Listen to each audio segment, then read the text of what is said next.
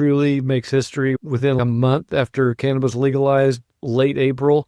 They're already on the New York Stock Exchange, and we're seeing other companies like Curaleaf get prepared to be uplisted as well. We're going to see safer banking pass. We're going to see merchant services. We're going to see Visa. It's like this waterfall, and we're seeing every front. Medical research. We're already getting medical research, but it's going to 10x now because the federal funded grants are available now. So we're going to get even more medicine. Big pharma's coming. Again, there's no stopping this floodgate at this point right now.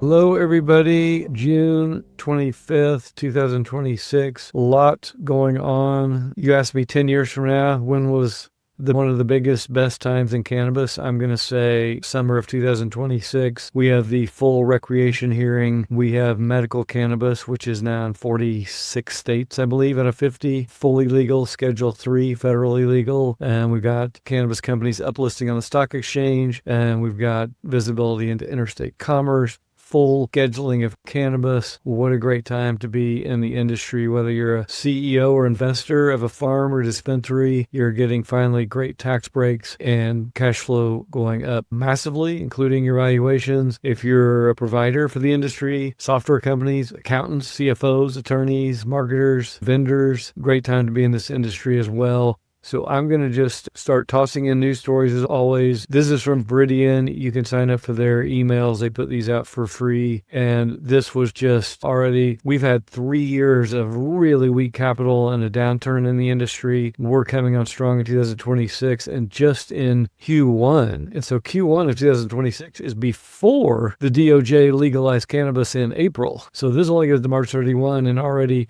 debt raises and equity raises up almost 10x from where they were a year ago. So we're not even getting started. So in my opinion, we are going to see a massive flood of capital. We just had the Bazinga event in Chicago last week. From all signs, we're seeing deals are getting done already. Things are happening. So if you're involved, if you've been involved for a long time, congratulations. Things are going to finally go better for you, cannabis companies. If you're just new, what a great time to be coming in. The next 10 years are going to be the big time. So I will just start posting news stories in here as well. These are in no particular order other than I collect them from the start of the month to the end of the month. This is a federal judge rejecting a lawsuit from a prohibitionist group seeking to halt hemp-derived products to Medicare beneficiaries. So again, the anti-cannabis army is small but loud and well-funded. They're going to go against this, but the fact of the matter is this is real medicine. There are literally over 40,000 studies now on just a gazillion medical ailments. Autism, anxiety, cancer, pain. I'll show some of them. And for good reason, there's a good reason 8 out of 10 Americans want access to medical cannabis. It works. It's not addictive. It doesn't harm us like opiates do. And we want it, and we're going to get it. One of the good things about our country is when 8 out of 10 of us actually agree on something, it happens. And so good luck, you anti-cannabis army. But what's even funny to me, they're going after hemp and CBD. Good gracious. Has anybody ever felt anything from taking CBD? The complaint I get about CBD is you can't feel it. You can feel more from taking a Tylenol than a CBD. And so I don't have any idea why the anti-armies would be going against hemp. It's just ridiculous. They got nothing better to do with their time. That's my rant for the day. This one is Minnesota law. So we're going to see this. First off, the judge in the hearing coming up in 4 days already said flat out, we are not discussing medical marijuana, which is again legal in I think 46 states right now. That's legal. Schedule 3, done deal. Take that off the table. We're discussing recreation marijuana, whether it should be moved to Schedule 3 as well. That's what the hearing is about. And so if for some reason we get through this hearing and the judge or the DEA decides, oh, we're just going to make only medical marijuana legal, not rec, fully legal on Schedule 3, first off, that's going to set up other lawsuits from the cannabis side. But even states are just going to come in and say, look, let's just identify, let's make all our pot medical and we'll license everyone as medical companies. It's very easy to set up within the software for people just to get a medical card. And nobody will buy recreation pot anymore. We'll just buy medical if that's what the government's saying, but I don't think that'll happen. This was earlier in the month, some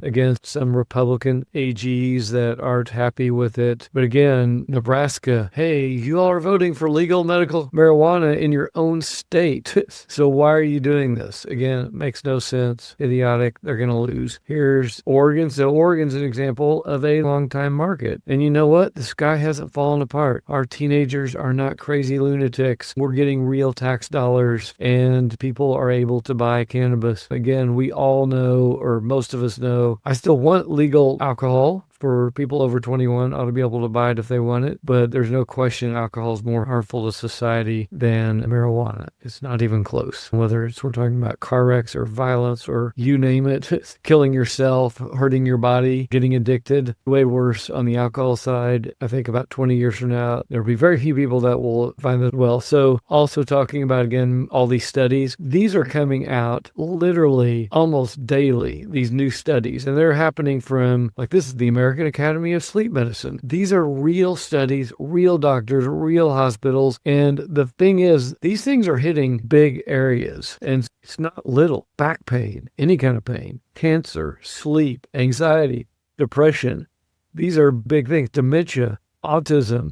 So again, these aren't just random one-off things as well. Anyway, here's another one about hemp suing the DEA. So THC-derived hemp is set to be banned in November after the midterms. There's a long time between now and then. So we just hold your breath on hemp. Let's see what happens. We don't know where the dust is going to settle. I think within 6 to 12 months, especially if the midterms flip, we're going to have full legalization of the entire industry. They're just going to say all this, cannabis, hemp, THC, all of it, decriminalize, move it to Schedule 3 or take it off the schedules, make it all legal, let the states regulate, have your ID, and then states can do what they want. That makes the most sense. It's the easiest. It provides the most jobs, the most tax dollars.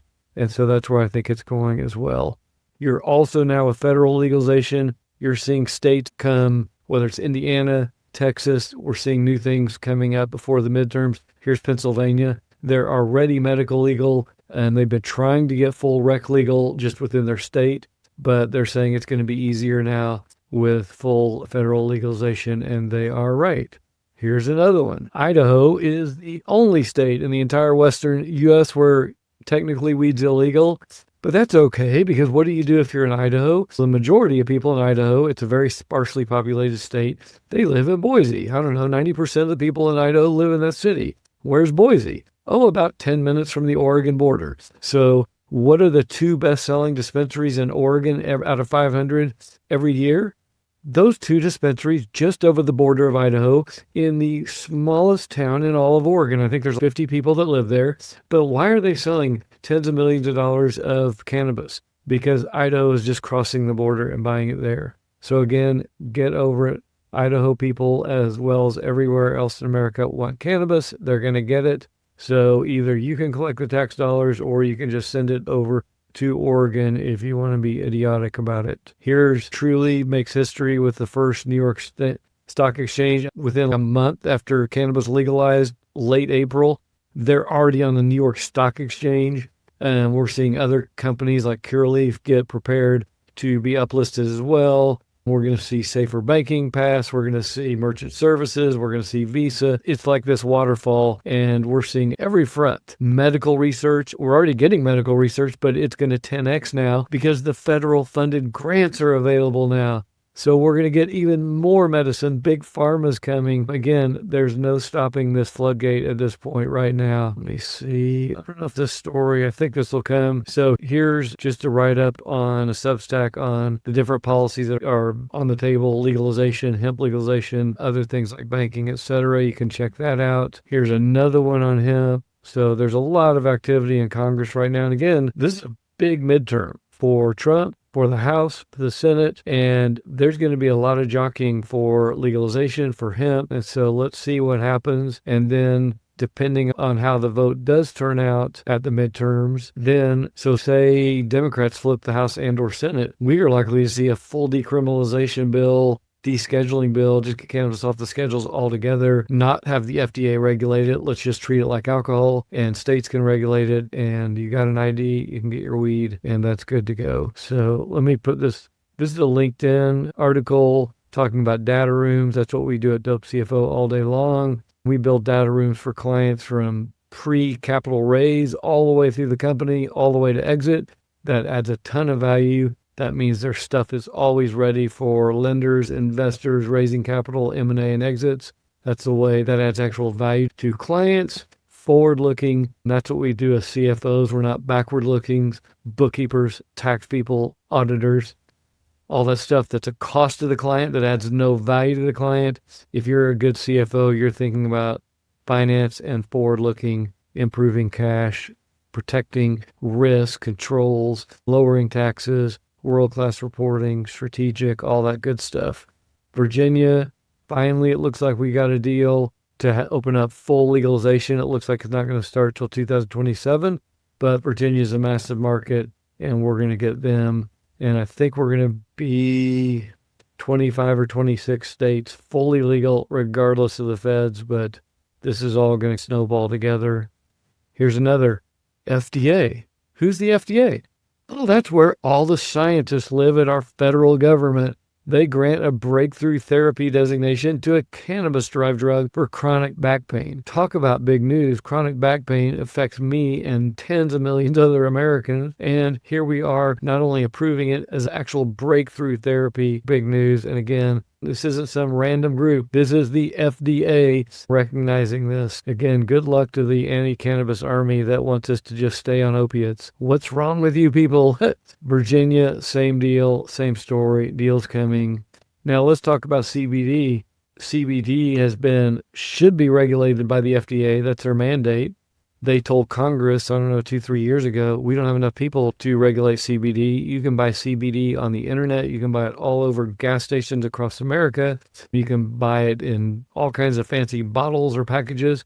But do you know what's in there? So we don't really have regulations. So be careful if you're buying CBD, if you don't personally know the grower or what company and you haven't dug in deep. I've got experience with actually the FBI and one of my clients 8 years ago doing these same tests. And buyer beware of, there's so many people that can just easily put lemonade in a little bottle, charge you $10 for it and tell you it's CBD, and you have no clue. So be careful what you buy and put in your body. DEA is moving forward and they're doing on-site inspections already for the first medical marijuana businesses. So again, more movement all the way around. Here's another one, Supreme Court, another federal agency siding with cannabis that, hey, Texas man, it's not a crime for a marijuana user to have a gun. And again, is it safer for someone who's drunk on alcohol to have a gun or someone with marijuana? I can guarantee you the person with marijuana is way more chill, less prone to violence than the person who's all jacked up on alcohol and ready to go get in fights.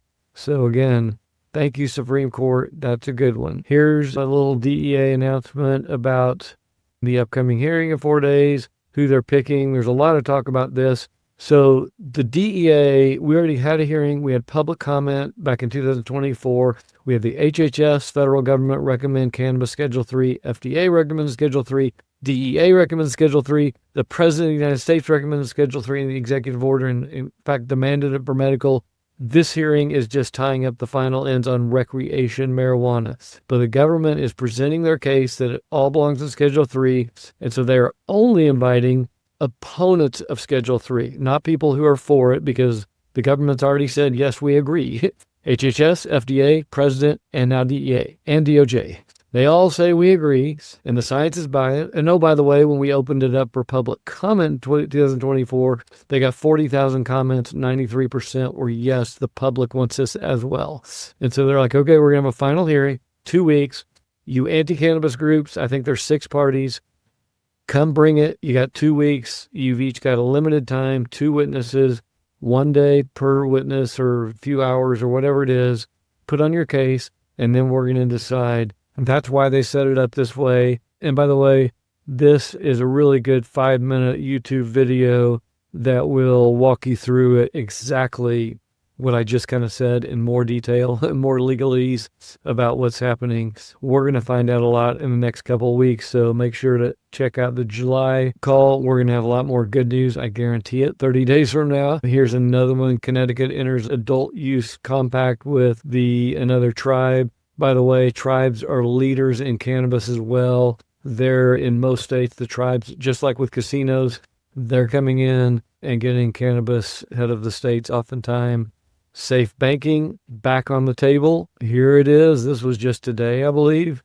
And then here's a story about Aurora They're in 12 countries, and they're coming back into the U.S. as well. So the global story, the U.S. story, it's all coming. It's all happening. Exciting times, and thank you for joining us. We'll be back next week, and lots of great news for the industry.